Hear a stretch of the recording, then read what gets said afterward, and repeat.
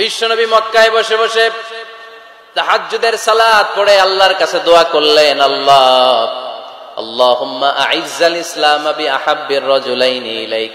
ও আল্লাহ, দুইজন লোকের নাম বলবো, দুইজনের দরকার নেই, এই দুইজনের একজনকে আপনি ইসলামের সুশীতল ছায়া তলে এনে ইসলামকে বিজয় দান করে দেন। মুহূর্তের মধ্যে দোয়াটা কবুল করে নিয়েছে কে? বিশ্বনবী বললেন, আল্লাহ দুইজনের নাম বলবো আজকের দোয়ায়। বিআবি জাহল ইবনে হিশাম, হয়তো হিশামের বেটা আবু জাহেলকে আপনি ইসলামের ভিতরে নিয়ে আসেন, কিংবা ওমর ইবনুল খাত্তাব, খাত্তাবের বেটা ওমরকে আপনি ইসলামের ছায়া তলে নিয়ে আসেন। ওমরে ফারুকের জন্য দোয়াটা কবুল করে নিয়েছে কে? মক্কার যে অবস্থা, আল্লাহর হাবিব সাল্লাল্লাহু আলাইহি ওয়াসাল্লাম বুঝলেন মক্কার এই দুইজনের একজন যদি আমার সাথে না থাকে তাহলে মক্কায় দাওয়াতি কাজ চালিয়ে যাওয়া যাবে। আল্লাহরে বললেন, আল্লাহ বেশি চাই না, এই দুইজনের একজন, হয় আবু জাহেল নয় ওমর, হয় আবু জাহেল নয় ওমর। বিশ্বনবী যখন দোয়া করলেন, এই দোয়ার একটা ইমানি ধাক্কা, নুরানি ধাক্কা সাইয়েদনা ওমর ফারুকের হৃদয়কে স্পর্শ করে ফেলল। দোয়া ইজ লাইক এ মিসাইল। এই যে আমরা দোয়া করি, এটা মিসাইলের মতো। যুদ্ধে মিসাইল হামলা করে না? মিসাইল হামলা করার পরে এই মিসাইল লক্ষ্য বস্তুতে যে ভেদ করে, ঠিক কিনা? তেমনি দোয়ার মতো যদি আপনি দোয়া করতে পারেন, আপনি যেই জন্য দোয়া করেছেন ঠিক ওই জায়গায় যে আপনার দোয়া স্পর্শ করে। সুবহানাল্লাহ পড়বেন না?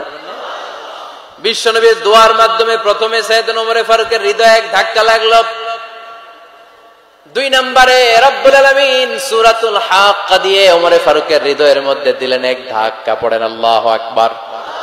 কোরআনের ভেতরে সূরাতুল হাক্কা নামে একটা সূরা আছে না নাই? আল হাক্কাতু মাল হাক্কা ওয়া মা আদরাকা মাল হাক্কা। পড়েন আল্লাহু আকবার।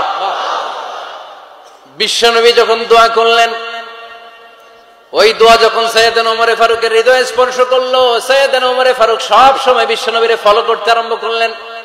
বিশ্বনবী ডানে গেলে লুকিয়ে লুকিয়ে ওমর ফারুক ডানে যায়, বিশ্বনবী বায়ে গেলে লুকিয়ে লুকিয়ে ওমর ফারুক বায়ে যায়।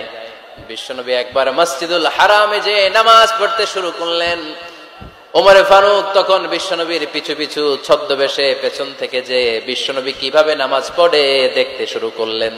বিশ্বনবী ইন দা মিন টাইম এশার নামাজে আল হাক্কাতু মাল হাক্কা তেলাওয়াত শুরু করে দিলেন।